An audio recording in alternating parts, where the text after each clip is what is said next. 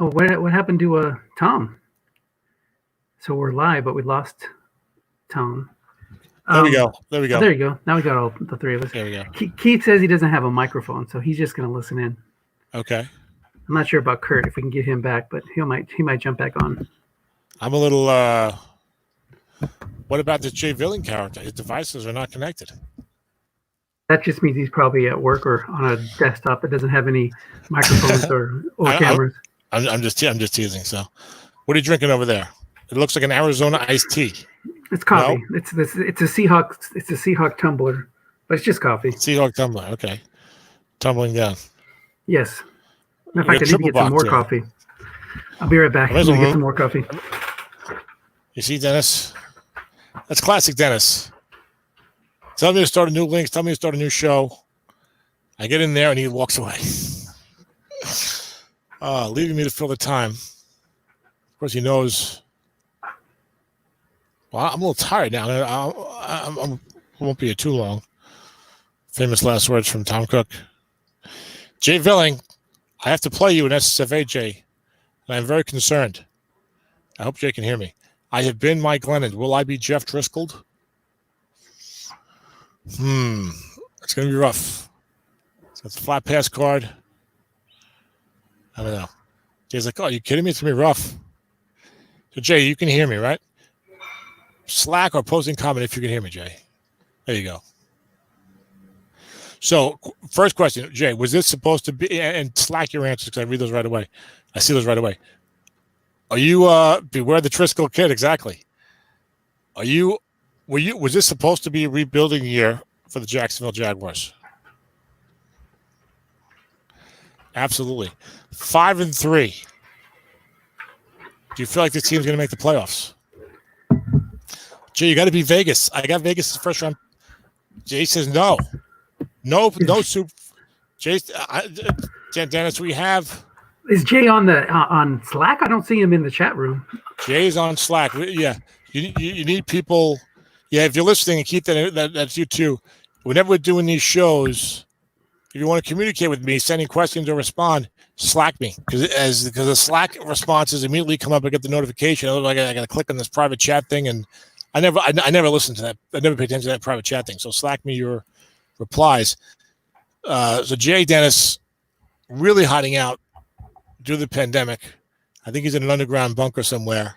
No devices. We're lucky he has Slack. I think he has a antenna sticking up through the ground. Keith thought you said slap you. So he wants to know if you really want to slap me. You. He misheard the slack. Slap me. Well, if I recall the quarter two score of Jets 31-14 over the Redskins, Dennis, I think we know who's doing the slapping in that one, Dennis. Oh, that was fighting words. Gotcha. No, I know you. Yeah. Only because he said that. So the rise of New York. The Jets are back. Well, they've been cleared for takeoff. Jets are not back, Dennis, but we're almost there. I got to take on the Driscoll kid, Dennis. What was the Seattle? It was 38. Well, spoiler alert: if you want to hear if you want to watch the Seattle Washington broadcast, do not listen to the next 30 seconds. I do a countdown: 5, 4, 3, 2, 1. I'm now spoiling. It was Seattle 38, Washington 24. Dennis, his offense was unstoppable, start to finish. It was not the big play. It was the consistent yardage, the running, the flat passing, the short passing, and then it was the pass rush. Rodney Hudson, I don't know what was wrong with him. No, might have been playing hurt. Might have been showing his age. He's a 7, but he has a handful with Danico Autry. But it wasn't just Hudson because it was a couple of them came against the guard. Who's the guard over there? Zeitler. So a couple of them came against Zeitler. The last two were against Rodney though. Zeitler's also a Correct. 7. Yeah, Zeitler is also 7. The last 2 were against Rodney. Danico Autry. Big game. Doing his Bob Lilly impersonation. New addition for this year. He's a welcome addition to the Seahawks pass rush. You have played with some of those like early to mid 60s seasons, Dennis. Yeah. Oh yeah. You got a guy like Bob Lilly, like a 6'12" as a defensive tackle, or something crazy like that. And all the guards are like 3s anyway. It's like, oh no. You definitely got to run the ball. Definitely got to run the ball over there. So I don't know if my Jets are back, Dennis. I'm wounded, Dennis, probably eternally from the performance of my Samifa club 8-8. That will be with me forever. That is a score that will not go away. Call. You never take it for granted anymore. It's a wake up call. Keith mentioned getting slapped. I got slapped badly. No, I'm just saying that the talent alone, you need all three parts: talent, coaching, and luck. And you just got unlucky with your Samifa squad. Well, I had luck, but he wasn't doing that as well as I would like.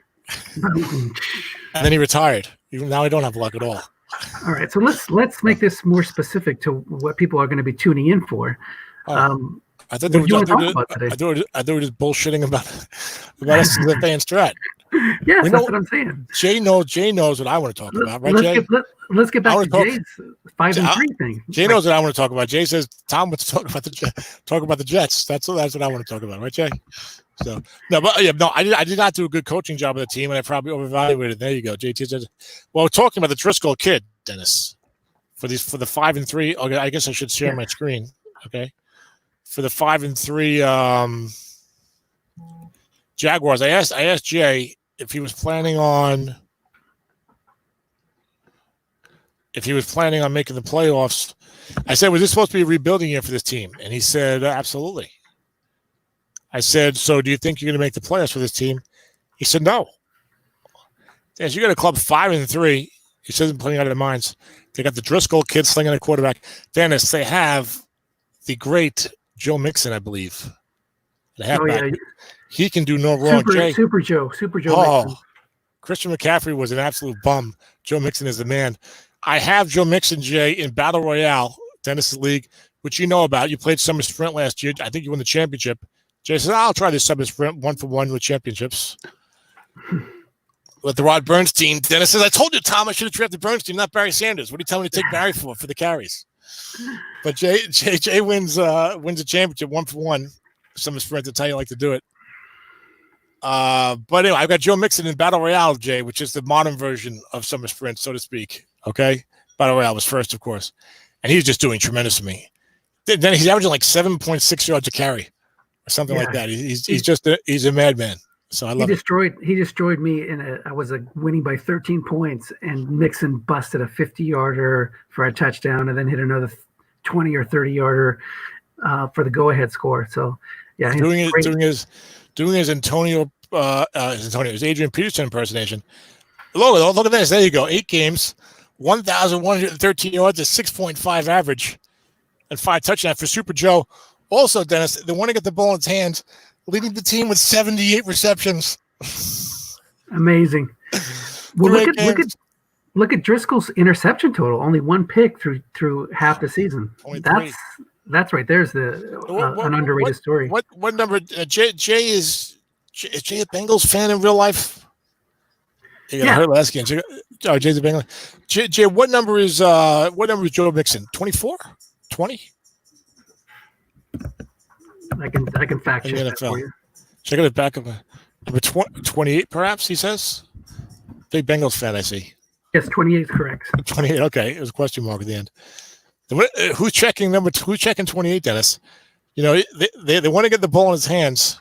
He's on pace for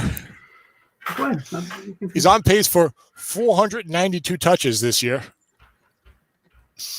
Nice. Jay, not worried about the old whatever it is, the 400 rule. It's mostly for carries, though, the running backs, but I look good to see Mixon doing well. The Driscoll kid, Dennis, 65.2%, 10 touchdowns, 1 interception, making Mike Lennon look bad. It's a Bengals bonanza. Driscoll, Mixon, and Tyler Eifert checking in with the number two receiver. Skyline chilies being served in the locker room at halftime. Where's AJ Green when you need him? There you go. Should have traded for him. Where's Ken Riley? Lamar Parrish. He's got no, he doesn't. I was gonna say he's got Zeitler. No, that's not Zeitler. That's Austin Ryder. Okay, he's got Andrew Billings at left tackle. That's now a former Bengal. I forget where he signed. He's on my AW team. I always liked Andrew Billings. He only signed like a 1-year cheapie deal, so nothing to get too excited about. He's got the great Artie Burns, Dennis, strong safety. Nice. You were questioning me getting rid of VAR there in the in S28, but that worked out. That worked out okay. Eifrit's gone. Okay, that's the only thing that's worked out okay in S28. Dennis, I don't know. We have to split. We have to split our partnership, Dennis.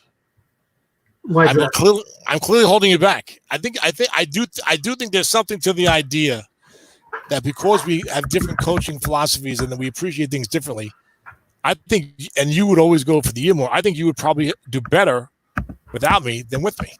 What do you think? I think it's been a great combination. I think just the regular season teams have been fantastic, and the playoffs we've just been unlucky. So I disagree with that premise. Keith Mowbray, I hooked up a headset. Do you need to allow me to speak? Did you add him to the show? I guess I'll allow Keith to speak, Dennis. What do you think? Yeah, absolutely. Oh, we got Dan Morin. Dan Morin looking like Joe Gibbs there. We got him on there. And then we got now Keith is on. Now we got to go Brady. We got to go Brady Bunch mode. How do we get more faces on here? That's good. It's good with the way you got it. There we go. It's even better. Well, you got to share your screen again, and then that way we can have up whatever you're looking at. I'm not looking at anything. Why don't you pull up your scouting spreadsheet against Jay so you can give him a fighting chance? Dan, Jay wants to know how old Jay asks, how old is Josh Rosen? That's what he wants to know. Is he odd, son of a bitch? Josh Rosen is younger than Joe Burrow, so take that. Isn't that crazy? I read that too. I'm that is nice. So, where do you think Rosen's going to wind up? Which one do you want in your strat team right now, though? I'll be stubborn and say Josh Rosen. Peter King wants Jacksonville to trade for him and put him behind Minshew and then take over. So, yes, I read that as well. What hat is that, Dan? Is that a Michigan hat? Is that a Golden Gopher hat? What is that? Is that an No, it's Michigan. It's Michigan. Okay. My wife's cousin played for their Final Four team a couple of years ago. So. Oh, nice. What's his name? He's on the Heat now. Duncan Robinson. Oh, very nice. What a great name for a basketball player, Duncan. You get it? Yeah. Well, Duncan and Robinson, when he was in San Antonio for the Final Four, everybody loved him because of that. Ah, that's right. There you go. Excellent. Cool.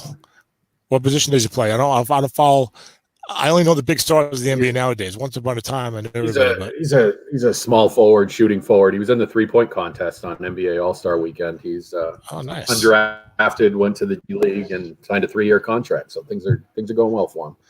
Absolutely. Congratulations to Mr. Robinson, and here's to you, Mr. Robinson. And he's not related to Milt Morin. So. Okay, I get it. So. I think Dan. I think we're in trouble. I think Dennis is actually. Look at the expression. The head tilted down slightly. It's a serious look there. Are you doing actual work, Dennis? Yes, I was. Were you doing actual work during the shutdown? I was doing actual work and did my stupid 1-hour check-in to Strat Fan Forum and went, "Hey, I'll jump on there." We can do both. We can multitask. So there you go. Yeah. So. That's right. Dan, what are we going to do? We have to stop Jay Villing. I don't know, man. You know, it's funny. I was looking at his team last night after I watched the end of your San Fran game and read about your game. And I was looking at my future opponents and looked at Jay's roster, and I said, "How the hell does this guy have 5 wins with this team?" But then it's Jay. So yes. Well, we looked at Joe Mixon's going off. The Driscoll kid is doing a nice job.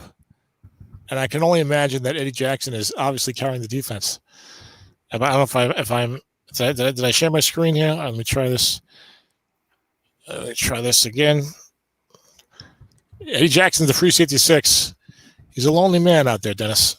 You got the middle linebacker 5. There's a strength at the middle. You got the 2 tackle 4s, middle linebacker 5, free safety 6, and then the Swiss cheese is prevalent. Not the outside linebacker 0s, dual. The bookends, strong safety Artie Burns, failed former Tom Cook prospect, and Carlton Davis, who I wanted in multiple leagues and didn't get him in any leagues. I think he's great, but I think he's solid. But there's a lot of 0s and 4s running around out there. Yeah, I think this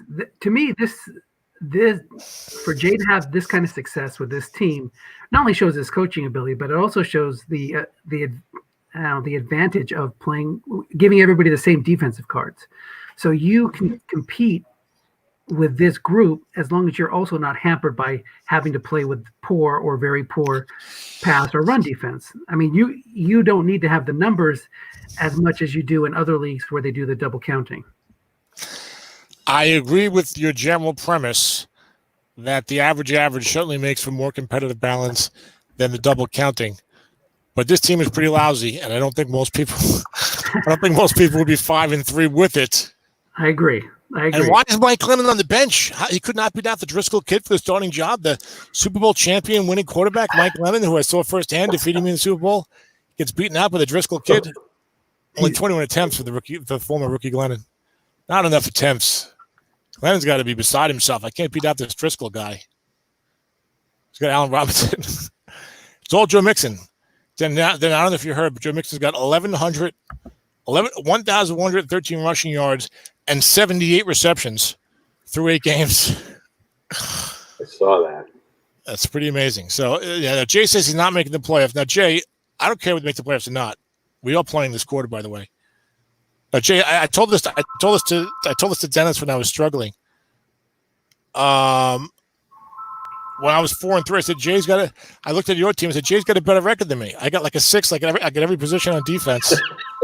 I got Derek Carr and Christian McCaffrey, and Jay's got a better record than me with the Driscoll kid and the sea of zeros. So now Keith, you said you put a headset on. I clicked on you, so you would be able to speak. So if you want to say something, just speak. I don't know if you have a mic in your headset. That helps. Or your computer mic probably works. Whose phone was ringing? Was it? No, it wasn't Dennis. Okay, it was somebody else. Okay. Probably Dan's background. Okay. But we just talking about so Jay, all I care about whether we make the playoffs or not, beat Vegas, Jay. I had that Vegas first round pick, Dennis, as you know. And goddamn, Dave Gabber's gotten hot on me, Dennis.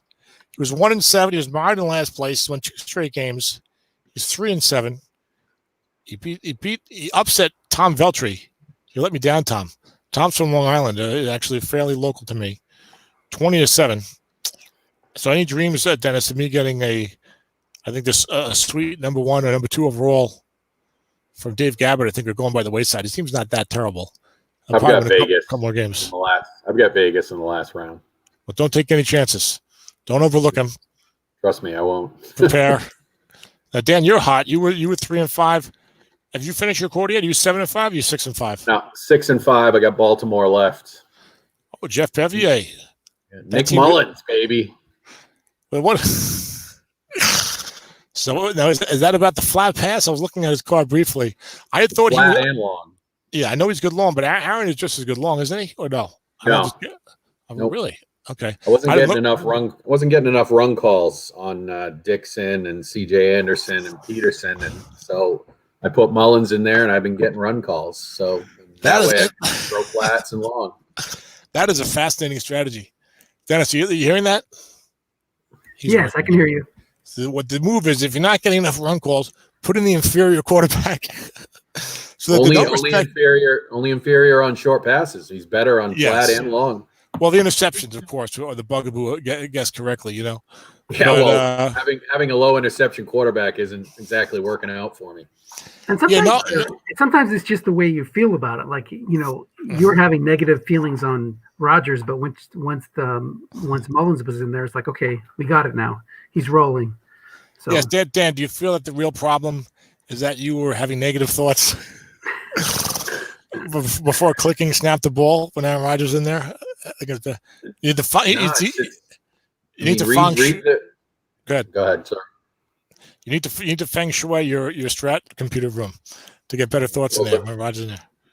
But look at Tony. When I did that Rodgers post, I mean, Tony was on there, and it wasn't a surprise to me, but he pretty much said he guessed run a lot, and he wasn't really worried about Rodgers guessed short, because short versus right, short, wrong, and right, it's basically the same thing on Rodgers.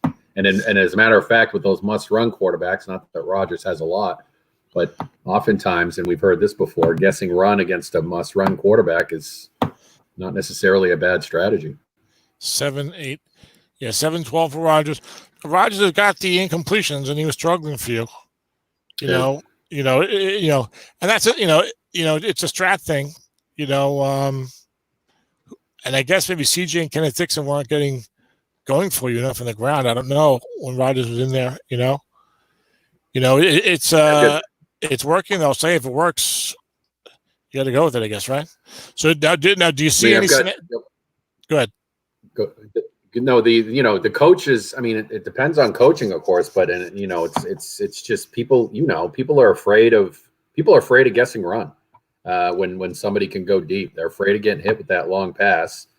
And in the past 2 games, I mean, the funny thing is Mullins beaten Brady and Breeze the past 2 games that he started, and I've got I mean, I think it's almost 350 yards rushing. Dixon's rushed for 100 yards in the first half in both games. People just aren't calling run, and when they do, I've been lucky enough to hit the long pass or flat wrong, which is a killer.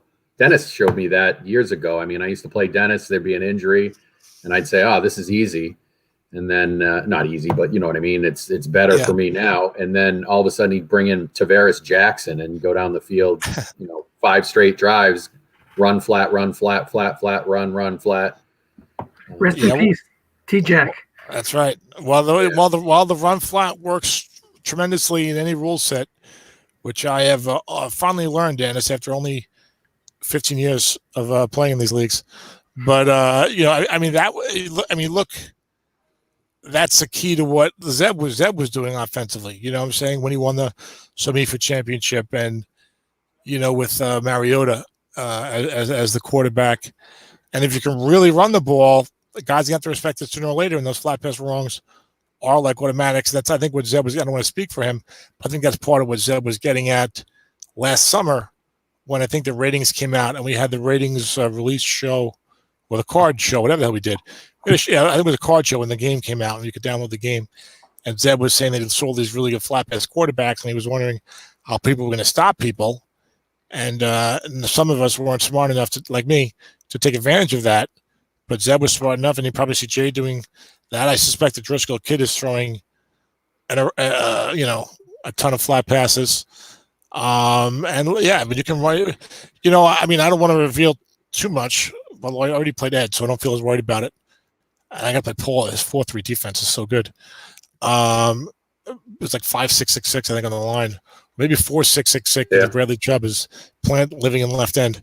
But yeah, I was 8-8 with some MIFA team. I started out 1-3 with the SSFA team, and I started out 0-2 with the SSFA team. And I was like, all right, what? I was like, well, I cannot ruin another season here. This team is all right. Derek Carr's not great, but you got Christian McCaffrey. You got a good offensive line. You have a crazy defense in terms of ratings. You need to be winning here. And I said, I saw what Zeb did. I saw how I failed in SMIFA, and I failed in the playoffs in SMIFA many times. And I said, I just gonna have to run the ball more. Just gonna have to run the ball. And I decided with this team that I'm really gonna pound it. I ran the ball 90 times in 2 games, and that's part of what's helped me with that winning streak. Now I got more balance in the offense, but especially if you have like good run blocking, if you have really good run blocking and enough carries and a really good flat pass quarterback, that offense definitely works. It definitely works. It'll be interesting to see if we start talking about that more in the shows. I mean, Zeb does more shows now. If and you see what you're doing now with Nick Mullins, and I've changed my philosophy. Let's see if that catches on in some degree, and then what that leaves open for the people. Well, we always talk about this. There's so many different ways to succeed. Like Dennis, I think Dennis, you do everything. You do flat, you do short, you do long, and you run. You certainly run a fair amount, which is I think a key. Before I was feeling like with my spreadsheets, you didn't really need to run that much in the modern game, but it's really not true. It looks like you just get so much. When you pass guess correctly, you are going to occasionally run into sacks. You are going to occasionally run into interceptions. When you pass guess incorrectly, those things are completely gone. So that's part of it. And you're getting those run calls is what has to happen. So it'll be interesting to see if that takes on more. Some people like me were slow to come around to it. People like Zeb and Jay are already doing these things. And but again, more than one way to skin a cat. Nathan plays his way, a lot of big plays, and it works for him. He's won multiple championships in recent years. I don't know. What do you think? Dan? Well, Well, the team construct, if you look, just for mine particularly too, is that, although Mullins can go deep better than Rogers, I mean, look at those receivers. I mean, I got Josh Gordon and Amari Cooper. Those guys hit wrong, and I mean, look at Gordon. I mean, it's sick. So I got people doubling Cooper and Gordon, and then I have 2 6 run block tackles with Kenneth Dixon. I mean, so sometimes it's not about guessing right or wrong. I had a couple of those games. I mean, I just hit the tackle blocks. And if you look, we've talked about nose tackles before. On average run Ds, that nose tackle hit right in the middle is still 4 yards, even if it's a 6. Yeah. So I have good tackles on both sides. I have huge yardage receivers on both sides. I have, Dixon, CJ Anderson. So it's just a matter of mixing it up enough. Dale, love Dale Ripley, but I mean, the dude never called run, never. So I ran 52 times that game. Now you can play people and have them run out their carries, but like I said, I have Dixon, Anderson, and Adrian Peterson. I ran 52 times for 188 or 288 yards or something like that. Yeah, it's nice when you have a guy like AP who doesn't have, let's say, a great card, but it's not bad, and he's your third guy, and it's like, I know that if I need to, I can run him like 20 times or whatever as like my third guy if I absolutely need to. It's nice to have a guy like that when you're going to be playing that style of the game, and I don't think you came into the season expecting to become that run heavy. Yes or no? No way. I mean, I expected Rogers. I looked at Rogers. I mean, I have okay run blocking, and I looked at Rogers' short pass. Rogers' short pass right. I loved it. I mean, I thought it would be great. Dump offs, must runs, hits. I mean, it's got 17 hits plus a must run, I think. And, funny, in that last game, I had a turnover inside the 20, and I threw Rogers in there for that one drive because it was inside the 10 rather, and I threw Rogers in there because he's better short. And he threw a touchdown. So, I mean, it's really about team construct. If I didn't have 2 6s and huge receivers, then that Mullins card probably wouldn't be that much of a big deal. All right, let me play a little devil's advocate here, okay? Sure. Now, let me look at the schedule, because what I see here is first half of the season, when you started 3-5, I see you played Dennis, you played me, you played Arizona, Kurt, who's 6-3, and has, I think, multiple championships in the SSFA/SEMIFA. You played Nathan, you played Ed, and you played Tony 2 times, former back-to-back SSFA champion. That is a very, very tough schedule. Now, Rogers gets benched. Okay, hold on there. I just wanted to say I love the Tony 2-time nickname, or 2-time Tony. That's right. I think 2-time Tony might sound better. 2-time Tony is the way to go. It works both ways, so we'll use them interchangeably. That way we never have to remember which one is correct. So Triple T, 2-time Tony. That's right. So then Rogers gets benched, and Mullins comes in. He's got to play Pittsburgh 4-6. Yep. He's got to play Drew Brees or not. Tampa Bay 2-9. Yep. Bradley 7-5, good team. And Jeff Bevy 2-6. And then he gets to play.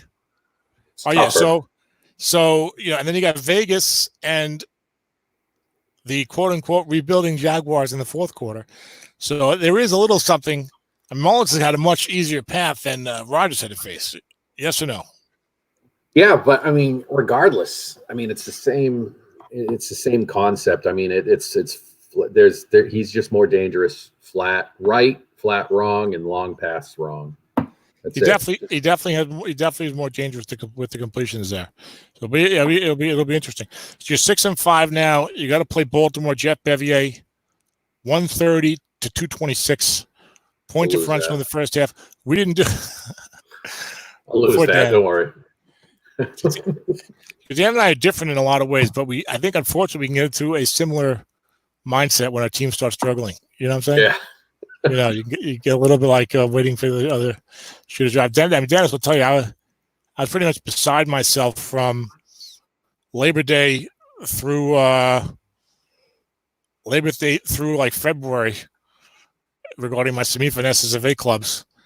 But then what was funny, Dan, my AW club, which was not good, they were poor, but they had Baker Mayfield and like some good receivers. They were 8-8 like that, and they were so lucky.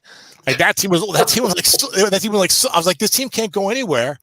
Like maybe I get to the playoffs and get destroyed. I'm like, I don't need them to be like lucky and winning these games left and right. You know, I just need like my Jet team to be like, well, my Jet team, the coaching I would blame first because I did some bad moves in some big spots. Jay may remember one I did against him late. I did one against Dennis late. So I blame the coaching first. But there were a couple of bad hard luck games in the first half. But anyway, I was like, I don't need those crazy level. It was fun with it. Was fun to use them, but it was crazy that team had the same record as my Samifa team. And if you put the teams side by side, there was no comparison in the talent, even if you adjusted for 24 teams versus 30. So you got to play let's see. So for Jeff, you got to play Marcus Mariota, Sony Michel, Royce Freeman. You got to watch out for Equinemius St. Brown, Dan. Just so I can say the name. Oh, this is bad news. You don't want to have the old 0 on the offensive line against Dan, Dennis. And the blocking back. No, that jumped out. That jumped out. That's D Ford written all over it, man. He's going to look to take advantage of that. But still play a solid defense against that weak team. Don't give them a chance for being too aggressive. Yeah. 4-4-4-0 in the line. 4-5-5 at linebacker. 0-0-4-5. So it looks like the Jaguars, but yet the results have been different. I'm not sure what happened there. It's Amari Cooper on a 0. So you got a 7. So if you win that game, you'll be 7-5, and then you come up in the fourth quarter. You got to play the Giants. Joe Golden is always tough. Yep. He's 6-5-1 now. He was. Yep. He's finished the third quarter. He was. What do I have him on my league file? He was under. He was 3-4-1. So he went 3-1 here. The ties always mess up my head when I try to figure out what the guy's done since then. But he went 3-1 in the third quarter. He doesn't have a bad team. I think I play him. No, it's good. Yeah, I think we're surprised to see that he was under 500 because it's Joe. When you have a good coach with even a decent team, you're thinking, okay, 5-3, whatever, you know. No, he's got Deshaun Watson. He's got Kenyon Drake, Doug Martin. So he's probably taking advantage of a lot of run against wrong calls. Joe's another guy who runs a fair amount, who runs closer to 50-50 for modern leagues. Doesn't have good run blocking. 3-4, which now I'm focused heavily on the run blocking now, Dan. Because of Zeb and my SSFA team now and trying to play that style. 4-5 Thompson, they played a 3-4 last year, the Giants, right? Yeah, okay. Yep. 4-5-4 defensive line, 0-5-4-4, 4-0-4-0. So yeah, so the personnel is not great, but it's Joe and he's doing a good job. And he's got Watson, of course, and Joe knows how to play the game. So that's always a tough out. Like I'm playing Jay. I mean, come on, look at the defenses. He's got Eddie Jackson. I've got like 9 Eddie Jacksons. You know what I'm saying? And I'm like, oh boy, I hope I can beat Jay. I hope I can slow down Jeff Driscoll. You know, I'm so mad. I'm mad. Is Keith listening? Are you listening, Keith? You can Slack, Keith, if you're listening. Dan Thorhour's on now. We'll add you to the stream in case you want to talk to Dan Thorhour. Could be tougher because rather than Driscoll, you could be facing Cody Kessler for the 8-1-1 That's right. Chargers. Well, I got to face him too. I got to play him. I got to play him this quarter. I got to play. At least he's got. Yeah, I got to play Kessler. So, and they both. What are they both? They both got a very good running card. With Paul has got Gurley, at least because Paul always has a bevy of running backs. He's got Melvin Gordon backing him up, and Jay's got Joe Mixon. But I think Jay said his backup is awful. But Mixon runs like a madman. So he's going off for me in Battle Royale. It's going off. It's amazing. I love it. You're having like 7. You're making Christian McCaffrey. He's my backup. He's my backup in Somsva, Mixon. Joe, who's your starter? Gurley? Oh, nice. So there's your 40 carries. That'll get the job done. I had that with SSFA many years ago with Marshawn Lynch and CJ Spiller. Remember CJ Spiller got a couple of really good cards in a row? I had those two guys. I had Buffalo in a stock league. And I had those guys and Peyton Manning and like Mario Williams and a whole bunch of defensive studs. And that's the team that lost to the rookie Glennon in the Super Bowl, with Jay using the rookie Glennon and Adrian Peterson. So that was supposed to be my revenge game, Jay. Do you remember that?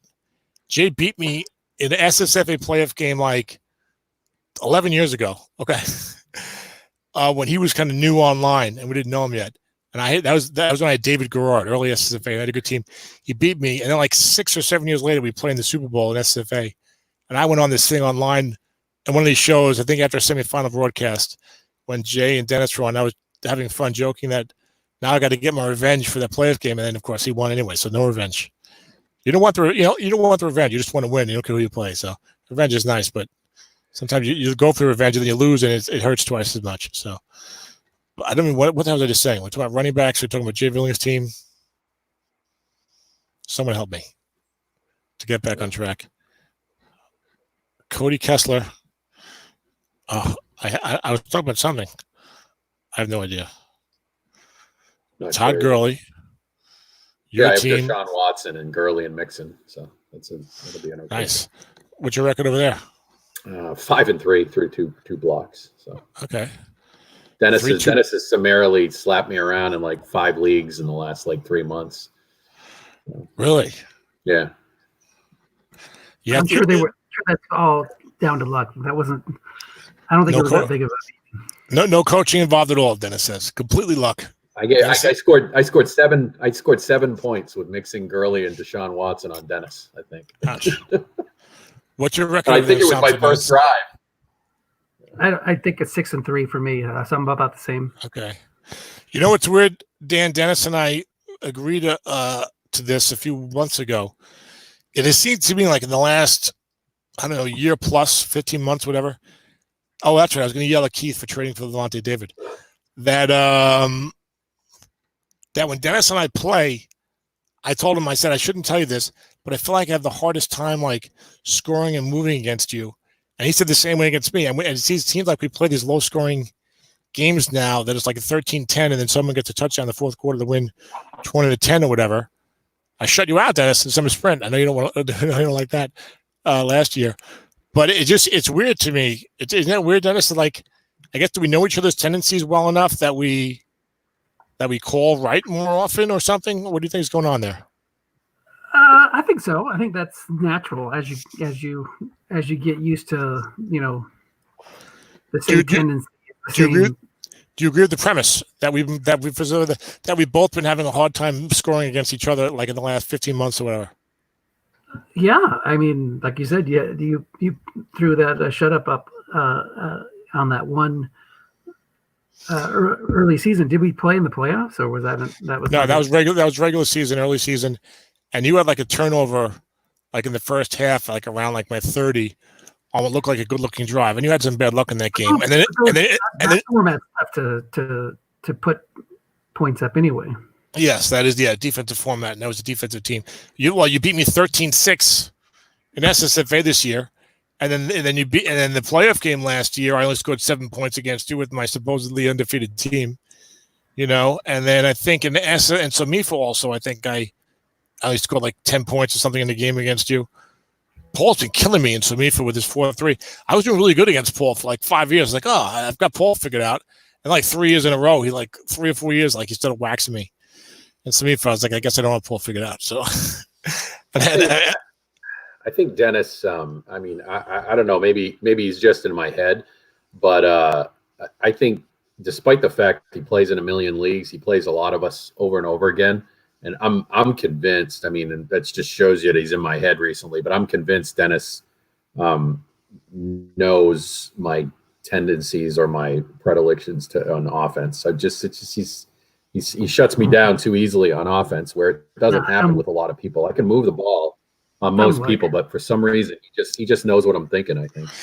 You know what I used to try to do? I haven't done it one time, but a couple of years ago I used to try and do this. If I was in a well, and the results were mixed, but if I was in a game and the guy was guessing me correctly all the time, like I would try to I would be ready to call an offensive play, and I would say to myself in my head, I'd say, okay. I say, what's like the opposite of that play call? So like if my initial instinct was I'm gonna do a flat pass halfback, I was like, okay, maybe like it's like a short pass tight end, like kind of the opposite of that. Or your opposite, George. Your opposite. I've done that before. That's a good idea. I like that. I've done that before. Actually, too. I know somebody, in one of these leagues that when he thinks somebody's looking in his window, he rolls dice to pick his plays. Yeah, that is something of a controversial tactic, or it was at one point, because I used to feel, because I think someone posted on this. There was a big thread on this like 10 years ago. And I think of the regular football section, and like that some guys would use like play calling charts to mix up their plays. I don't know if Ed ever used one, but Ed was talking about it. And back then, well, look, I'm still angry Tom. So I guess when I was even 10 years younger, maybe I had even more vim and vigor. Who knows? But I was like, oh, that's bullshit. Like, I'm supposed to be playing against a human, and he's like rolling dice off of a freaking chart, blah, blah, blah, blah. I was bitching and moaning about it like a little girl. I can bitch and moan at times, but so I don't know. I would feel like, but now I feel like, hey, if a guy wants to use a chart and roll dice, that's his choice, I guess. I feel like it's a little weak. I don't know. What do you guys think about the idea? No, the idea? I don't think that's bogus at all. Do what you want. I mean, that's just same way as scripting your first 15, whatever that the guys in the pros do. But I think that you're actually limiting yourself by doing that, because how much can you put on a chart? I mean, you need to. You're limiting yourself by how many combinations of 6-sided die you're going to do. You don't use a 6-sided. Does your friend Dan? Does he use only a 6-sided die? No. Yeah, well, I know. It's like it's one of those solitaire things you see on there. Yeah. No, but Michael Stuckey used to do that, and what he would do is he would just use the 6-sider to pick the target.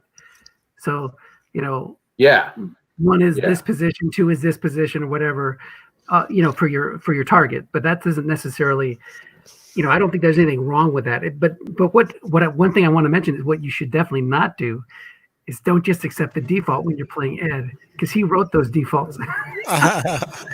Yeah, he wrote the PMs, so don't just accept the defaults when you're playing Ed. Okay. Well, no, see, Dennis, if I was going to do a play calling chart, okay, and I wouldn't, because I have hostile feeling towards it, but I would probably use like 7 10-sided dice, Dennis, to make sure I have plenty of, be arranged like from like 0 to like 63,000 is like a line buck. So I get some huge number of. Well, you can't roll 7. I don't know. You can like a random Mondine die generator, but I would use at least 3 10-sided dice to at least get up to 1,000 possibilities. Please don't do that. Already, your pace is like, acceptable, but on the long end of how long it takes. Should I do imagine if you had to do all these computations and rolling dice, like smoke signals? Wait a second, Dennis, you're going to laugh at this. So last night I jump on Slack and it says something like, Tom, San Francisco, New York, kick it off. And I looked at my watch and the game number was posted like 2 hours before. And I said, oh, shit, I'll jump in. They'll be around halftime right now with Tom playing. That's right. So, we played a solid, we played, I think. You did. You went quickly. You went quickly, man. That's what happens when you run the ball like 70% of the time now. It's a lot, play calling is much easier when you don't have to think about who's not going to be double teamed. So, Dennis? Should I show for the first time in public one of my in-game spreadsheets? Go for it. Let's do the one against Jay against crazy. I didn't do Jay's yet. I'll pick a bell. Okay, gotcha. I didn't do Jay's yet. And Keith said he's got his microphone on. We did give him permission to speak. I clicked it, I believe, Keith. Just let me do this thing first, and then we'll hear from you in a minute there before I change my mind. You want to see the passing spreadsheet against the Lions? I haven't played him yet. Show my game. I haven't played it. I don't want to use a team I might play in the playoffs. How about Dallas? He's going to. Hey, I appreciate your confidence. Awesome. Well, I said I might play in the playoffs. Now you got Nick Mullins in there. You mean I might be one of those middling peon 9 and 7 teams? No. I might be one of those middling peon 9 and 7 teams. So, no. The what was he going to say was no. I might play. I'm looking at the spreadsheet. I'm in the playoff hunt. You're in the playoff hunt. I might play in the playoffs. Dallas. Yeah. I'm not playing Dallas in the playoffs. He's 1-8 on my thing here. So basically these are my spreadsheets. Okay. Yeah. I got the running back. I added in the running back's averages, right and wrong. Okay. Yeah. Then I have the What is this? You guys will have to create your own. It's a hell of a lot of work. So God bless you. Then I have I have the total run defense here. Okay. All right. For a whole the whole strat card is here. See, what's good about the Samifa leagues is that everyone's average, so I don't have to do it. Dennis, when we do autumn winter battle royale summer sprint, I've got them for good and excellent, and that takes that's extra. Okay, so I've got all the run defense in here. Then like I punch in like this is my team. So then I got the offensive run block here. So when a new team is going to play, I punch in their run block here, okay? Well, this is for my team. It was the opponent anyway. But this is my team. So I punch in the run block here, right? Then for the opponent, I punch in his defensive stuff here, right? And then that all feeds into these numbers here, which gives me the average yards per carry for each running back, linebacker, off tackle, and run, wrong or right, 2 tight end formation, which I like to use, or used to anyway, or the blocking back formation. Now, just average yards per carry.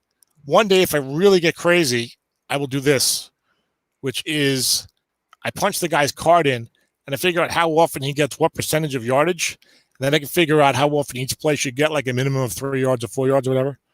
But that would be really, really hard to do, and I'll probably never do it. So that's for the running game, okay?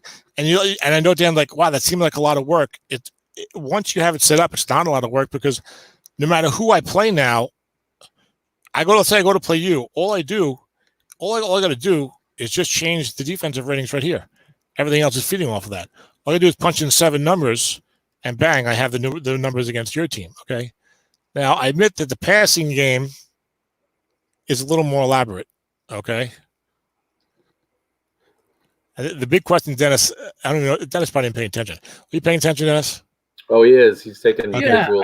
I just was wondering, is this something that you consult while you're doing it, or is this something you just produce to prepare? Because that seems like a lot of. Okay, go ahead. Do your thing. Well, let me finish first. And then I'll answer your question. But so I don't know what I was going to say. All right, so the passing game is more elaborate, but basically, see, the thing is, like, once I do my team, here's the thing, the spreadsheet template is there. Okay, like this is the template against an average 3-4 defense, and I have one against an average 4-3 defense, and I've had these for like 3 or 4 years or whatever, 4 years at least, let's say. Okay, so I don't have to create a new one of these every year. It's the same template I've used it for years. The only thing I have to do is type in the running back's name and his average yards per carry from the file. That takes not even 10 minutes to do my 4 running backs, and then I just type in my blocking. And it takes me, like, in the beginning of the year, it takes me like literally like 12 minutes of typing these numbers in once, and my running game is good to go against an average 3-4 defense, and then the same for a 4-3 defense. So it's like for that 24 minutes of work, I have my average running game for the entire season. You know what I'm saying? And then when I go to play you, like I said, I just punch in just these 7 numbers. The only things I have to change is not. It looks like a lot of work, and it scares people. The big question, Dennis, is how can you be not more successful, Dom, if you're doing all this stupid stuff? The passing one took a lot longer to make. You know, the first time I used a spreadsheet was right before the Super Bowl against Nathan in SSFA when I beat him. And I realized this spreadsheet, I was like, boy, this linebacker with Jonathan Stewart looks really good. And I ran the ball a lot more that game. But I scored a lot of points, but so did he, so I could have lost. I only had an offensive spreadsheet that game and only a running game spreadsheet, never a passing game. The passing game spreadsheet is much more difficult to put together. But I enter the quarterback's card here, including, of course, his must-run, Dennis. The must-run average feeds over here. That reads off of that, okay? Then I've got, like, his average gain here, which reads off of the numbers that are in here. I got his completion percentage, which is simple math there. The interception percentage, which I got to add in for each guy manually. Then I get the number of completions there, right? Okay. The rating doesn't matter. It doesn't matter. Then each wide receiver, I've got just like it's like entering the data for the running backs and receivers is easy because I'm just entering the completions and averages off of the strat file. So if I to do my team, like I say, I do my team in the beginning of the year for like half an hour or an hour, and I'm done. You know, all I got to do is change like your ratings. Okay. So these numbers show the completions and the yardage here. Then you go down here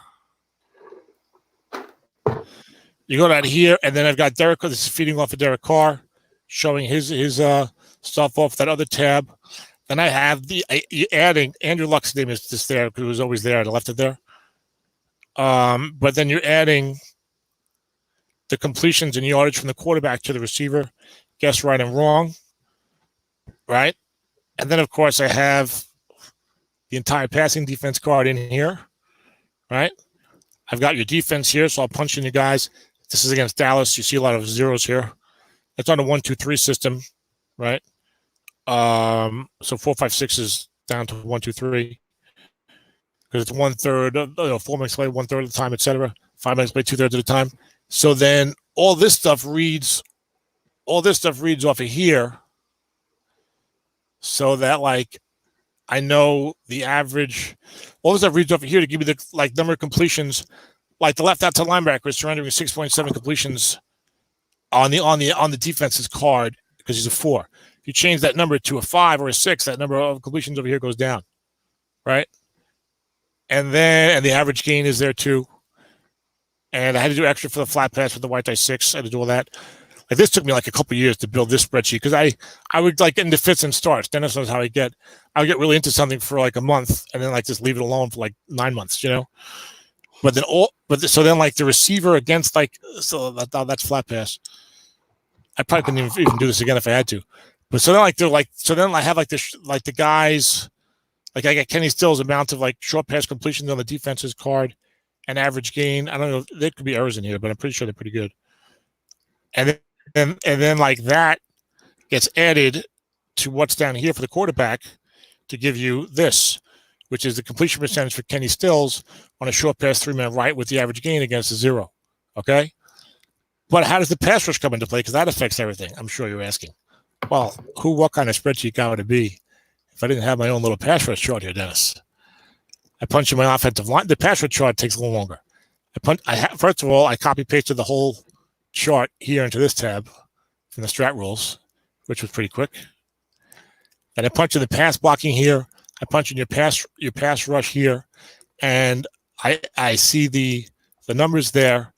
And then this tells me long pass, short pass, or flat pass, your odds for the sack, right? Because it's basically adding all these up times divided by 6, because there's 6 options there, times 1/3, because the D comes up 1/3 of the time. And then down here, 1 blitz, you get the high linebacker in there. 2 blitzes, you get the second linebacker, and all these things now are added by 2.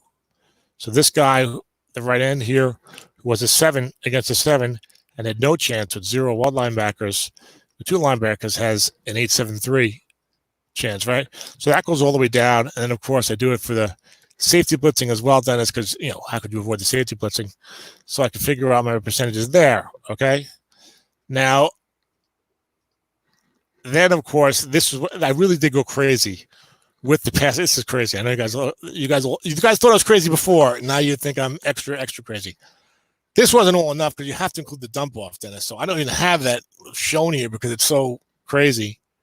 But it probably took me about 2.5 years to put together all of these the passing game spreadsheets. Here you go, short pass dump off. I usually hide it. I never look at this, but this has got the quarterback's card, the must run average, all these things going down the line, and all kinds of crazy stuff that I probably could not figure out again if I had to.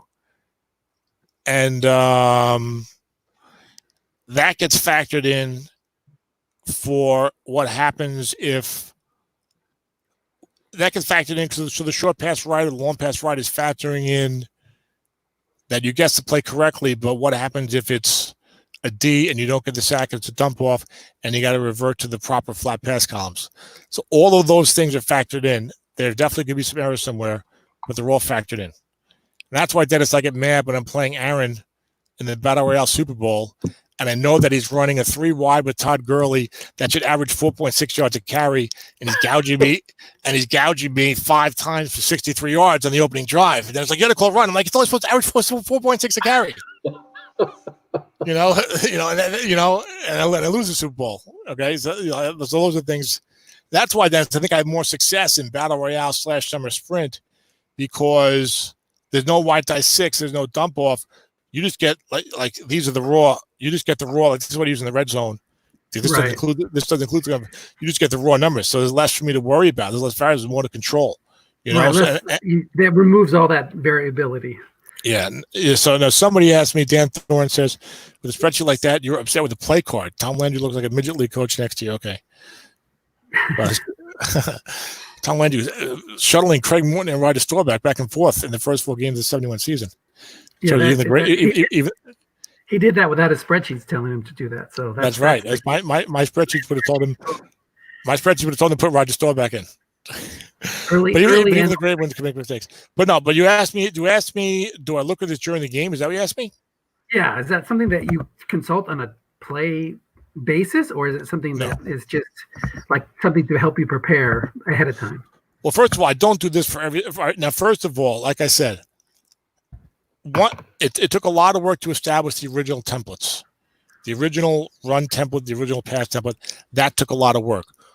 All right. Once I have those, it takes maybe an hour when the season starts to punch in my offense and my defense, right? Because I have spreadsheets for this against me as well, which is really where they tend to, I think, be more helpful on defense. Well, now that I'm running the ball, I'll give you an example. Like, look at Dallas against me. They're the bad team. I punch his team in there. You'd say, Tom, he's got Corey Clement and whatever the guy is, Samuels. What's his first name again? On Pittsburgh? Jalen. Yeah, thank you. He's got Corey Clement and Clement Samuels, and he's rebuilding, and you got a stud team. What are you worried about? Well, I got the spreadsheets. I'm going to use them. So I know. So I knew that, for example, Corey Clement, his best run was, end run right, 5.1 yards a carry. His off tackle was only 4.5 if I guessed it wrong. So if I wanted, but with Jalen Samuels, now you had 5.2 off tackle right, 5.1 off tackle left. And that, it's a little more dangerous to let Jalen Samuels run guess wrong all day. And of course, the great Wendell Smallwood that Jay Villing knows about, 6.5 on the run right with those sexy non-short gains on the 6, 7, 8 area of the card. Yeah, that's a nice card. I like that card. And then, I also know it's like, all right, well, if I want to stop Jalen Samuels, like, what's the play? Well, if I call run, he gets down to 2.6. But if I call wrong but get a guy in the zone, 3.8. So I have a better idea. It helps a lot. It helps a lot on defense. I feel like more than on offense. Better idea how to stop a guy, and a better idea of knowing like what I can give up to a guy.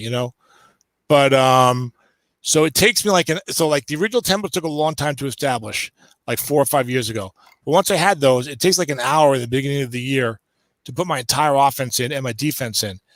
But then if I'm going to do it for a game against someone, it does take probably half an hour per game if I am going to do it for every game. I don't do it for every game.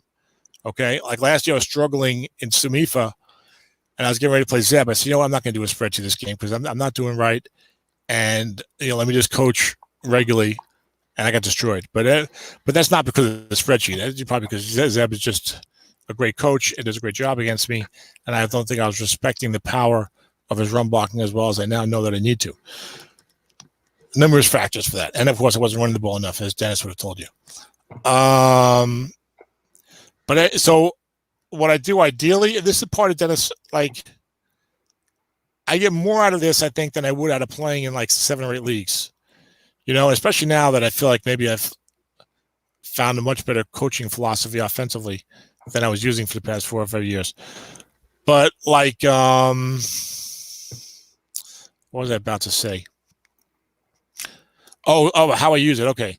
So like if I'm, all right, so ideally, okay, like I think, like after I started out like 0-2 particularly, I was like, all right, I really got to go full spreadsheet here.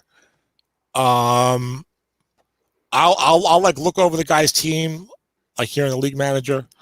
I'll look at the spreadsheets and I will write up notes for the game. This is what I do. I don't do this all the time, but I do it. It's one of the reasons why I play in fewer leagues.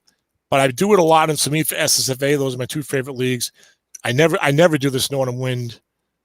I don't usually do the write-ups in Battle Royale or Summer Sprint unless it's like a playoffs or a big game coming up. But I try to do the spreadsheets whenever I can. But I'll like review the guy's team, like scout the guy's team beforehand, look at the spreadsheets, kind of make kind of a game plan. And then during the game, like that's what I'll use really is like my written game plan. During the game, I leave these things open, but I really am not like looking there like every play. I might see like Samuels come to the game for the first time. I might just like click here real quick and be like, oh yeah, that's right, that's what he was, and then go back. But it doesn't really drag me down during the game. No, and it's just my own thinking. I think that drags me down during the game as opposed to this. So I know it's crazy. So what do you think, Dennis? Good. Now you've seen some of the madness, or anyone else. And I've lost the audience. Oh, Dennis is on. He's not on camera anymore. So yes. I have something like that I do for pass rush and a chart that I made like 4 years ago. That's not player or team specific, but it's spreadsheet as to, flat, short, and long with 22 catches, 19 catches, 16 catches, and cross references with 0, 4, 5, and 6 defenders. So it's something that I don't necessarily plug in, but I look at and to determine whether a 16 short pass receiver against a 5 is better than a 22 against a 6, stuff like that. So it's primitive and basic, but it still gives me enough numbers to look at rather than, counting the cards every game or whatever. So Can you hear me now? Really basic. We hear somebody. This is Keith Mowbray, Dan. There we go. Keith, buddy. Hey, how's it going? All right. Hey, Keith, first order of business, how do we pronounce your last name? Mowbray. Mowbray? Mowbray. There you go. As you can tell by the spelling, it can be said many ways. Mowbray. Right. Where are you from, Keith? Obviously, you're not from my neck of the woods. Right? Well, from the Northeast, right? Well, I was going to say, you can probably tell I'm a hillbilly. Well, I know you're from the South, so I'm just wondering where. From the Shenandoah Valley in Virginia. Oh, it's supposed to be beautiful over there, right? Yes, sir. Maybe not between 1861 and 1865, but otherwise. Yeah, pretty nasty then, I would say. Yeah, but I've always heard that Virginia is beautiful, and I've driven through there once or twice. But I've wanted to, like, for some reason I feel like that's a place I'm going to end up living for some segment of my life at some point. I don't know why. I have a feeling that way, but we'll see what happens. So can I yell at you now for trading for Levante David? Yeah, scream all you want. I love it. Because what happened was, so Dan replayed me. So I've got I'm fortunate to have like all these, to have a lot of great defensive ratings on this team, right? My whole secondary is 6s. I got 5, 6, 6 on the defensive line with freaking Daniil Hunter, Kenny Clark, and Myles Garrett. Okay. I had Lorenzo Alexander 55-12-1 on the left outside. And I was like, man, if I could get Levante David, if I could put outside linebacker 6 on this spot and leave him there, oh my God, I can really have like a real shutdown defense in the modern league. So I emailed stupid Jeff Bevier, and if you're listening, Jeff, I'm calling you stupid because I'm mad at you for you didn't give me a chance to trade for David. So I emailed Jeff Bevier, who I get along with well, so I can say that about him or to him, like a few days before trading opens. And of course, no trades can be made before trading opens. Of course not. We all know that. Even though, I don't know, should I say this? Ed's probably listening. All right, Ed, I don't think there's a diplomatic way to say this. So no trading allowed before trading opens. But then in SMIFA last year, approximately 5 minutes after trading opened, there was a trade made in which the lead authority figure in the SMIFA made a trade for the first pick in the draft pick in Mayfield. I was just wondering how close to completion that trade was before trading them. Did they get together in 5 minutes, like right when the trading opened? But anyway, regardless, so Jeff had already, I guess, come as close as possible to making a deal with you, Keith, in which he traded you not only Levante David, but also Ryan Kerrigan, 46-12-8 for like a 1, a 2, and a 3. And I was like, I would have given him I had a lot of picks, as we all know, with this stupid team. I was going to give him like a 1 and a 2 for starters for David because of the difference I feel like he would have made in this team. Now, Dan, you're a defensive guy. Do you agree? Can you imagine if I put Levante David at right outside linebacker, like what that does to this defense? I mean, Jesus. It's unfair, really. It is unfair. I mean, the only thing, I have a 6 at free safety, and with a 3-4, I can bring it up to a look in and put double both flats, and that's insane. But if you had 6s across. Jesus, that's just nuts. Yeah. Ed's listening. Oh, everything mad at me.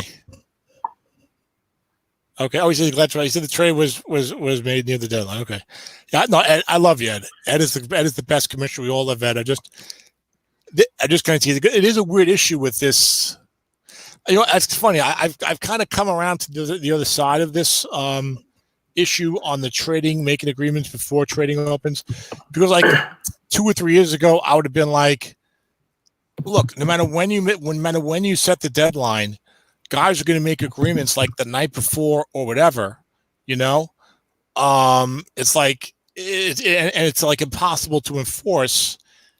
And if a guy is like email, like why can't we agree to a trade like a week before the deadline? How far is too far? We have to wait to 5 minutes before the deadline and then we can agree. So I know, but I know Ed's worded it a certain way. But then I started realizing like in the last year and a half, because like I'm always trying to now, like back then, I'll be honest, back then I was probably not following the spirit of the rule as strongly as you would like. I guess I'll say, not trying to be bad. I'm just saying. But the last year and a half, I've been a little more like, let me try to follow it a little more at times. Depends who I'm dealing with. Also, there's some guys who I'm like, yeah, I'm just going to make a deal with this guy because I know that's how we are. But now I'm like, it does hurt. And I thought this before Levante David, Keith. It does hurt when like if I email Keith I emailed like Jeff like 4 or 5 days before trading opened. And it's like I don't even really get a real. Now I know the rule was there, and I could have made an offer, and I made an offer, but I felt like I didn't have a real chance to try to get Levante David, who I felt would have made a huge difference to this team. I really wanted that, Dan. You had no idea how much I wanted that. Look how often you get 4 6s and these defensive linemen, and I pop this guy over here. I'm like, come on, that'd have been crazy. That would have really been sick, and almost like a once in a lifetime thing for this type of league. Different leagues, different things, of course, but for this type of thing, especially a guy like me who never goes all out for the year, right? So I was like, oh, that would have been awesome. So now I feel like I don't know. Maybe if we just all like agreed, and unfortunately, I think I just created a 17-page forum thread in the Samifa section that'll be talking about this. Maybe if we all agree, you know what we have to really say, no matter what, you have to be able to listen to another offer until trading opens, and maybe it would work. I don't know. And Ed is communicating with me here. Well, I can tell you after this year, most everyone on my team will be up for trade. I want draft picks. Yeah, I know. But I needed David now, Keith. I don't know if I need him next year. I don't know. We'll see. I think Dennis and I are jumping through the screen already, sending offers to Keith for next year. That's right. What? You're going to trade all your players? You can have all my draft picks. Yeah, Keith, it is great to hear your voice because we've been playing together for many, many years now. Yeah, that's what I was going to say. Don't bury the lead. The bigger story is Keith sounds like a badass cowboy. He's going to kick our ass if we don't give him what he wants in trade. It's right. Closer to a badass hillbilly. I like it. See, some of us, Keith, from different parts of the country are too ignorant in those matters to maybe know the difference. So, between a hillbilly or a cowboy. I do know the difference, but I'm just saying, we hear a southern drawl and we don't, there we go. So, but where are you at, Keith? I thought you were a Washington D.C. guy, so I figured you were East Coaster. But where are you actually living? Virginia. Okay, Shenandoah Valley. Shenandoah Valley. Got it. About an hour away from Charlottesville, UVA. Whoop, whoop. Nice. Very cool. Yeah, I'm glad you got your microphone working. Charlottesville, that was a popular place a couple years ago. Yeah, that was the big weekend. That was interesting. So Shenandoah Valley, idiots met. That's right. So are you a Redskin fan then? I guess they were traditionally the team down there. I guess. Yeah, ever since I was a kid. Nice. And about how old? Too dumb to switch. And about how old are you, Keith? 59. So you got three Super Bowl championships, so I wouldn't worry about switching now. You're in good hands. Yeah, but it's been a long time. We're doing something wrong because Keith said he's 59, but he sounds younger than both of us. Well, there you go. It's good living there in the Shenandoah Valley. I guess so. I don't know. Well, what do you use to soothe the throat there, Keith? Is there a particular brand of whiskey that we should be applying for medicinal purposes strictly? Moonshine. There you go. You want to hear something crazy? Like, well, I already showed you my spreadsheet, so how much crazier can I get? But I guess like late March, maybe, when things were really getting bad here, early April, with the COVID-19 shutdown and the virus and the fatalities and this and that. And, you know, and I'm considered a member of the vulnerable population. My mom is in her 70s and we live in the same house. She's considered a member of the vulnerable population. My sister had it. My sister tested positive with it early in March. But I was looking, like, you couldn't find, you know, online from late March, I guess, like regular, like household, like disinfecting cleaning wipe types of things, right? Right. So, and like the hand sanitizer stuff, whatever. Because I wanted to like wiping off the doorknobs and stuff. Because not only, you know, everyone I think has to deal with this issue differently, and everyone, of course, in different parts of the country deals with it differently, you know. And I don't think it's nearly as dangerous for a rural environment as it is, of course, here in New York. Yeah, it's a good time to be in the Shenandoah Valley, I'll tell you that much. But you know, like not only like here, like not only was is it that my mom was vulnerable and I'm vulnerable, but we live with like there's like 5 of us living in the house here. Okay, my sister works in healthcare. Okay, so was going from there to here. Okay, then because of my disability, I have nurses coming in 3 times a week. I have home attendants coming in 2 or 3 times a week. Those things that cannot be avoided, cannot be eliminated. I can't just not have a home attendant come. I can't do anything. I can't not have the nurse come. It's not a serious treatment, but it's something necessary towards my general maintenance. Okay. So we had no choice but that people coming out of the house, AJ, the Driscoll kid has left the building. You have no choice but that people coming in and out of the house, you know, when we're supposed to be doing social distancing. So I was looking for like, well, what can I use to disinfect stuff? And I know I had read that like hand sanitizer of a certain percentage would disinfect things. You know, we want to be disinfecting doorknobs and this and that. You know, so I know it said like the hand sanitizer of a certain alcohol percentage would disinfect. So I looked for like I couldn't find the hand sanitizer. I looked for the straight alcohol, like moonshine that had like this super high proof, right? And I found some stuff, but it was illegal in New York State.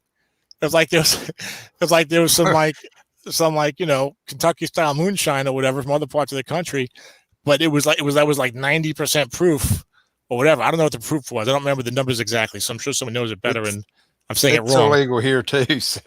Oh, okay. But yeah, but I was like, I couldn't get it. I was like, look, I just would like wipe the doorknobs with the freaking alcohol. You know, I was like, I would have done that. Maybe that would do the trick. I don't know, but I couldn't. Peroxide also, I think. Where were you last month, Keith? You should have got your headset mic and been on telling me to get the peroxide. Hey, do you guys think I went too far talking about the COVID-19 thing in politics when I did the SSFA midseason show? For those of you who listened to it, I didn't hear that part of it. I didn't hear it either. Sorry. Okay, great. I haven't actually gone back and listened to that yet. I'm glad these shows are so popular and I take the time to do them. So, but that's you know what everybody does is that when you're doing a mid-season show, they can tell you're going down the list, and then I just fast forward to my team. Clicked. That's right. Yeah. Just my team, and then I'm like, okay, that's good enough for now. Yeah. The show is really for Nathan and Zeb, who get stuck driving all day long, and they want me to do a long show. Zeb was mad. It's only 2.5 hours. So how about Zeb though, Dennis? How about that? That's a meet for Super Bowl with that team and that defense. That is one of the remarkable jobs. Very humbling. So, and this league is so competitive. I was talking to Tom Veltri, had emailed me after the midseason show, talking about his team and his chances. He's actually from kind of nearby to here.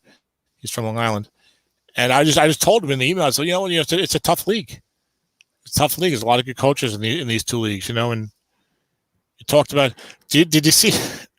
I'm sure you didn't, Dennis. But you know what? Tom was 5-3 at the midway mark. Dennis, the Green Bay Packers. Do you know what his fourth quarter schedule is? I can see. I know I'm on it. San Francisco, the Jets, Nathan with Patrick Mahomes, and Seattle. Yeah, that's looking tough. Talk about some heavy lifting. And he had to play 2-time Tony in the third quarter and Joe Golden in the third quarter. So he dropped 3 out of 4 in the third quarter. He's 6-6, and now he's got to play. I mean, I've been doing these shows, look at these things a long time. It's rare to see a quartet that difficult. You're undefeated. Ed is always Ed. Nathan is always Nathan. Has a good team, Patrick Mahomes. And I've got a pretty good team with 6-3, and I'm pretty tough. And my defense is like really great with the ratings. But he's already 6-6 with that. But I was just like, man, I was looking at that at the midseason show. I was like, man, that is crazy. Yeah. To try to say I'm going to do that. So 7-9 would be a good thing if he can get there. Although he'd probably beat me now that I said that. It's like, boom, there it is. 15-1 thanks to him. Dennis, that's right. Let's talk about undefeated, Dennis. Since all the people are on now, Dennis, email. I feel like I can reveal this because I wouldn't just reveal anything from a personal email, but this is pretty innocuous. Dennis said to me, this is before I told him, hey Dennis, let me know when you're playing Ed and Keith. I might want to try and call one of those games or whatever. I had a little more time now with the shutdown or whatever. And he's like, and he was like, and he emailed back, he's like, I don't see this team going 16-0. That's what he said. He was already 10-0. Then I emailed him back and said, you don't have to see it going 16-0. You just have to see it going 6-0. So you're 11-0 now, Dennis. You got to play Ed. You got to play Bradley Miller in the fourth quarter. But the rest of the fourth quarter is only Pittsburgh, Dan Thorau. Dan's listening. I know he's struggling. Hey, Dan, how you doing? I see you're slacking to me. Tampa Bay, the Drew Brees team, who is no match for Nick Mullins. They're 2-9 or something like that. And Green Bay, Tom Veltri, 6-6. Not a bad club, but he's only 6-6. I just looked at the Packers. Big Ben, Kerryon Johnson. He's got Travis Kelce, Tyrell Williams. So he's got some weapons. It's not Chris Godwin. That's not going to be an easy absolutely. Win. No. I'm not saying that, but but it seems he's only 6-6 right now. He's about to run into a very tough part of the schedule. So two things. Number one, do you think you're going to go undefeated? Only 5 games left. I think I'll be the number 1 seed. I don't think I'll go undefeated. I think I can afford to lose 1 game and still be ahead of Paul. So that's all I'm focused on right now. All right. Number 2, are you trying to go undefeated? And after what happened, that's right. You play to win the game, Herm Edwards. But are you trying to go undefeated? And does me going undefeated last year and then losing in the playoffs earlier in the season, you told me I don't like this way this is shaping up. When my team was like 4-3, you're like, I'm going to go undefeated. I got to play you in the first round like last year. But it'll be the opposite situation. Does me going undefeated last year in the very same league and losing right away in the playoffs to you, does that make you feel any kind of bad juju or karma about you possibly going undefeated this year? No, not at all. What I care, I'm really happy that you've been able to put together a winning streak because I don't want you to be like one of those 9-7, 10-6 teams that I have to play in the first round after you battle your way through the mini playoffs. What I need is for you to be like the number 2 seed or the number 3 seed so that we wouldn't meet until the championship game, if I can even get that far. This team is not, you look at this team, it is not a 16-0 type team. Like Jay said, I felt the same way about my team last year. I got very lucky in the first quarter of the season last year, And then you look at Jay's team, he says, oh, I've gotten lucky in these games with his bad team. I feel the same way too, is that in the close games, I've come out on the right end of them. But I do not look at this team as a juggernaut by any stretch of the imagination. Look at the point differential. It's not that great. It's okay, but it's not that great. I'm not shutting teams down. It appears to be the best one in the league, from what I'm seeing right here. Well, plus 83 through 9 games. Yeah, that's not 9 a game. That's pretty good. But you remember? Yes, I remember your Samsa team that was plus 20 points per game differential for the season. Right. Both of us had like these crazy point differentials where we were just juggernauts. This is just a good team, but there's like 6 or 7 really good teams that are on the same level as Seattle. I agree with you. I look at your team and I'm like, oh, this is, it's funny. It's really kind of similar in a lot of ways to your team last year. And that team you went 9-7 with and had a lot of bad luck with and almost missed the playoffs.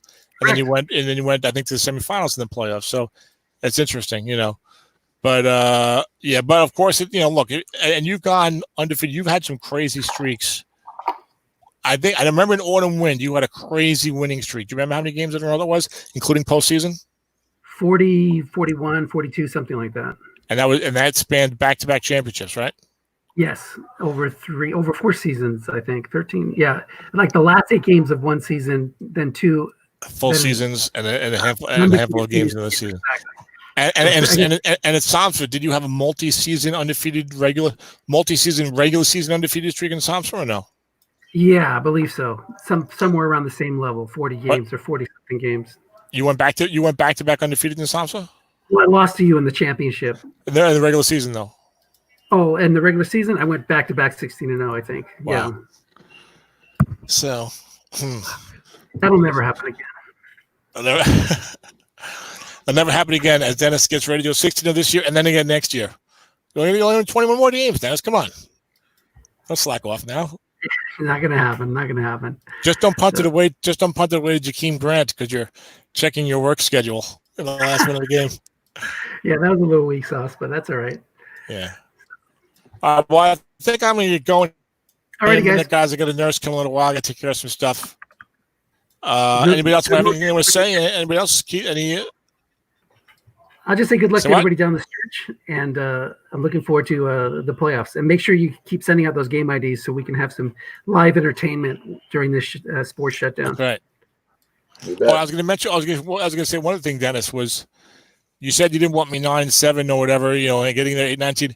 I think the reason you really didn't want me 9-7 and struggling is because you didn't want your Slack channel blowing up so lengthily with all my complaining about my team not doing well. Oh, I would love if you would complain the hell out of it and finish 8-8. That team, your team is the best team in the league. So I want it out of the playoffs.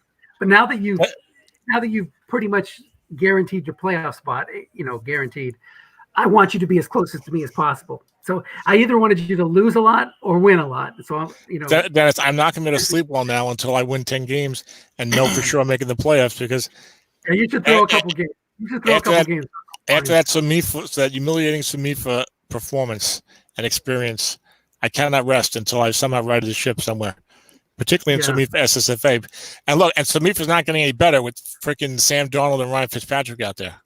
One quick question for Dan. Are you going to ride Mullins until he loses and then switch back to Rodgers, or is it Mullins all the way?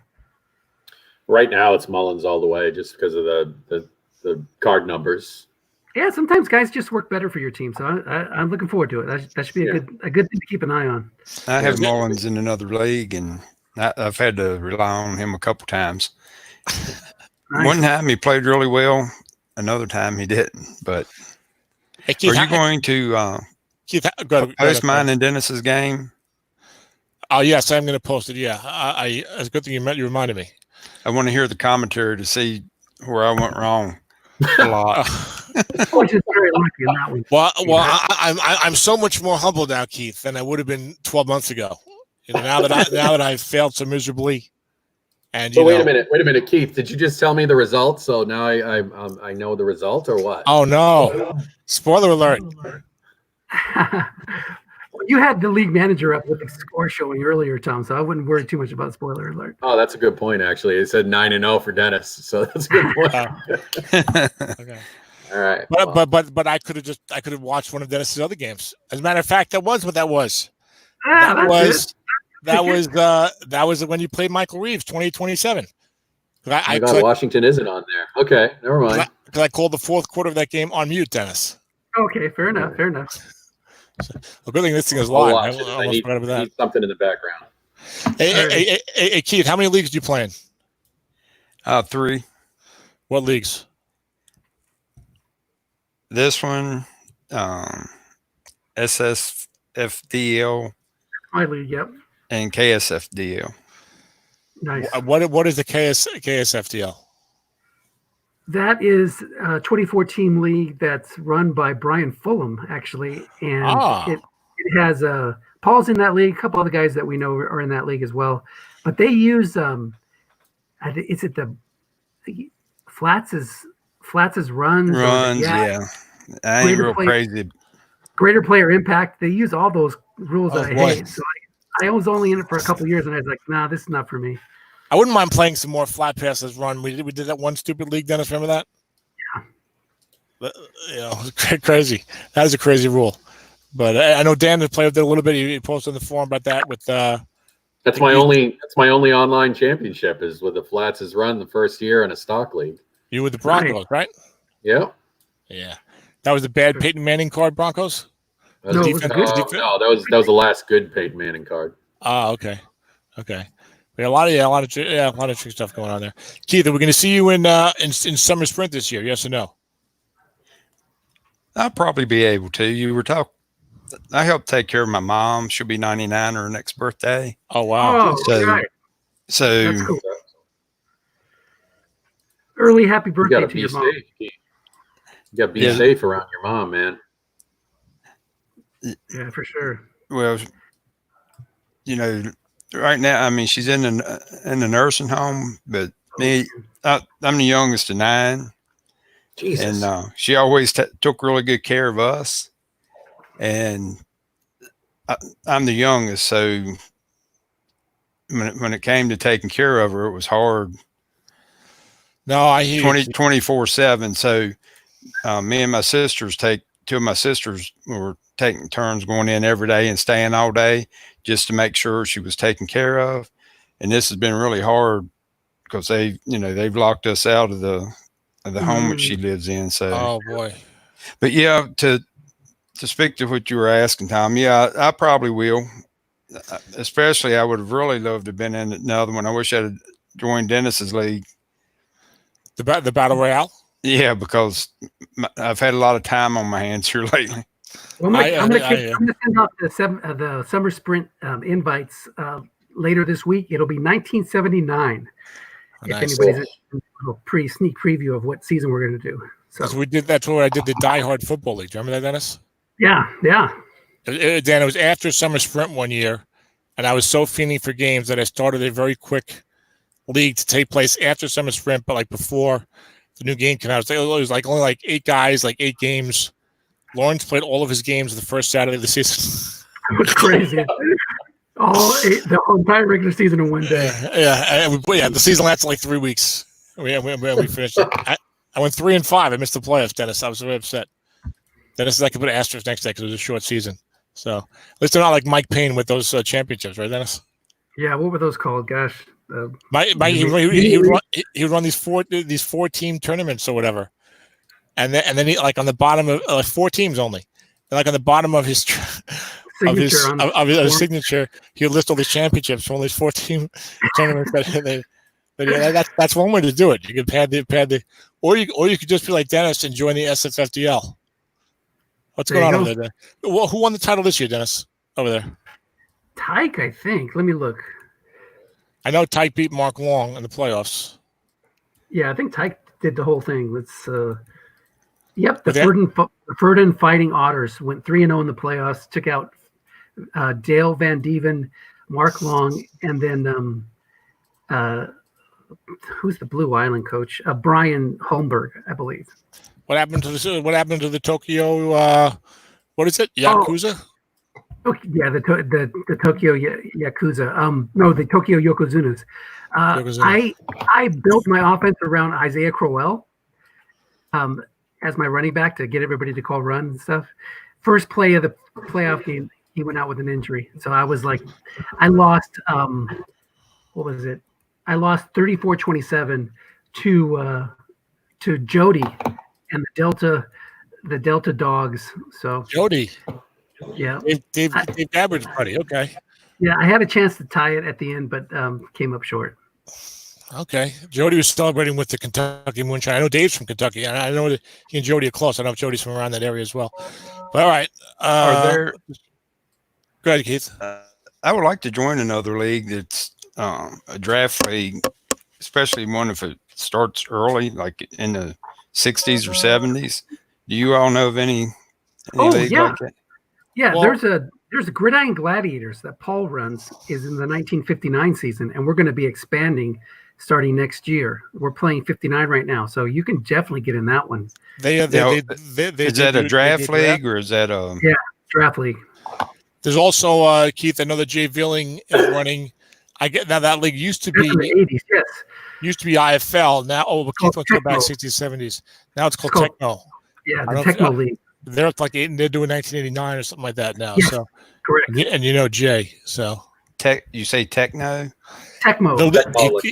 He calls the league Tecmo League. Like the Tecmo game, the Tecmo Bowl, whatever that was. Yeah, exactly. Yeah. Tecmo. Yeah, that's it. If you look in the Stratomatic League section of the forum, Jay's got something up there about that. We'll send you a link.